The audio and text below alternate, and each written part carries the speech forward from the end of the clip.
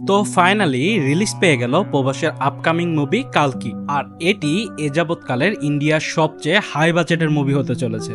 এখন এই মুভির ট্রেলারে আমাদের তো অনেক কিছুরই হিন্টস দেওয়া হয়েছে। এখন আমরা তো জানি যে এই কালকি মুভিটি হিন্দু মাইথোলজির কালকির উপর ইন্সপায়ার হয়ে এই সায়েন্স ফিকশন মুভিটি তৈরি করা হয়েছে। আর এই মুভিটির ট্রেলার দেখে পুরো হলিউডের ভাইব দিচ্ছে, যেমন হলিউডের Dune, Mad Max, Alita the Battle Angel এদের মতোই কিছু সিমিলার কাহিনী ও ভিজুয়াল। আর এর ভিএফএক্স দুর্দান্ত হয়েছে। তাহলে চলুন এক এক করে সবকিছু নিয়ে কথা বলা যাক। ট্রেলারের শুরুতেই আমাদের কাশী নামের একটি শহর দেখানো হয়, যা এই ওয়ার্ল্ডের প্রথম আর শেষ শহর হিসাবে টিকে আছে। এখানে আমরা খেয়াল করলে দেখতে পাবো যে এই লোকগুলো কিছু ডেড বডি নিয়ে যাচ্ছে।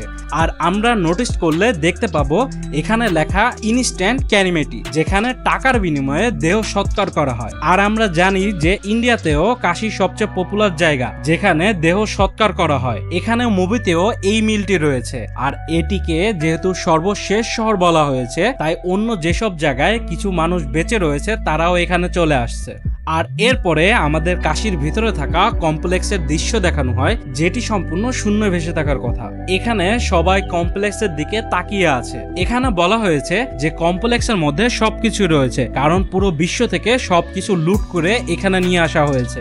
এজন্যই সবাই কমপ্লেক্সের ভিতর যেতে চায়। আর আমাদের কমপ্লেক্সের ভিতরে দেখানো হলে আমরা বুঝতে পারি এই পুরো কমপ্লেক্সটি ভিলেনের যে টিম থাকবে সেই টিমটি লিড করছে। এখানে আমরা এখানে অমিতাভ বচ্চন অর্থাৎ অশ্বত্থামাকে দেখতে পাই, যে পৃথিবীতে এত কিছু হয়ে যাওয়ার পরেও সে শুধুমাত্র কালকির জন্য ওয়েট করছে। এরপর আমাদের দীপিকাকে দেখানো হয়, যেখানে দীপিকার গর্ভে কালকি বড় হচ্ছে। হ্যাঁ, তার মানে হচ্ছে এই মুভিতে প্রবাস কালকি নয়। আমরা সবাই মোটামুটি ভেবেছিলাম যে এই মুভিতে প্রবাস কালকি হবে আর আমরা প্রবাসের সাথে দীপিকার কেমিস্ট্রি দেখতে পাবো, কিন্তু তা আর মনে হচ্ছে হবে না। এই মুভিতে প্রবাসের নাম ভেরবা, আর সে একজন বাউন্টি হান্টার, অর্থাৎ হচ্ছে যারা টাকার বিনিময়ে বিভিন্ন মিশন বা ফাইট করে সেখান থেকে টাকা উপার্জন করে। আর এই মুভিতে টাকাকে ইউনিট বলা হয়েছে। এখানে প্রবাসেরও স্বপ্ন সে কমপ্লেক্সের ভিতর যাবে, এজন্য সে 1 মিলিয়ন ইউনিট কালেক্ট করছে।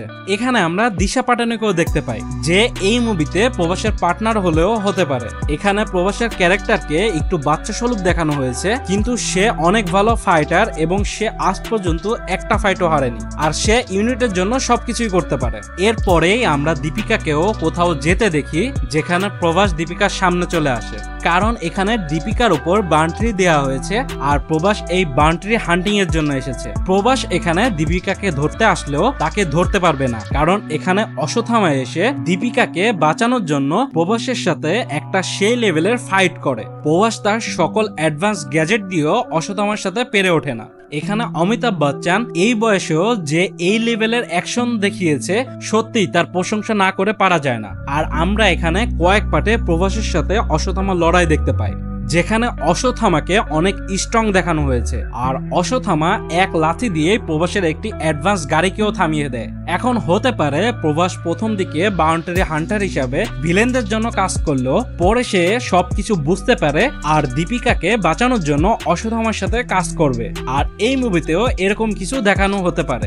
এরপরে ট্রেলারে আমরা কিছু ছোট ছোট পার্ট দেখতে পাই, কিন্তু এদের মধ্যে এক জায়গায় ড্রোন টাইপের কিছুকে একটি অদৃশ্য ব্যারিয়ারের উপর হামলা করতে দেখি। আর এরপরে আমরা দীপিকা ও অশ্বত্থামার মধ্যে কথা বলতে দেখি, যেখানে দীপিকা এই কালকির বিষয়ে জানতে পারে। আর ঠিক তখনই আমাদের এই মুভির মেন ভিলেন, যার নাম সুপ্রিম ইয়াসকিন অর্থাৎ কমল হাসানকে দেখানো হয়।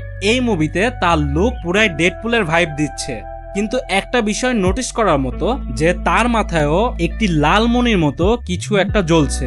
আমরা এখানে 700 এর হাতেও এরকম একটি মণি দেখতে পাই। এখন হতে পারে যে এই মণির মধ্যেই সুপ্রিম ইয়াসকিনের সমস্ত শক্তি রয়েছে, আর এর সাহায্যে সে তার শরীর পরিবর্তন করারও ক্ষমতা রাখে।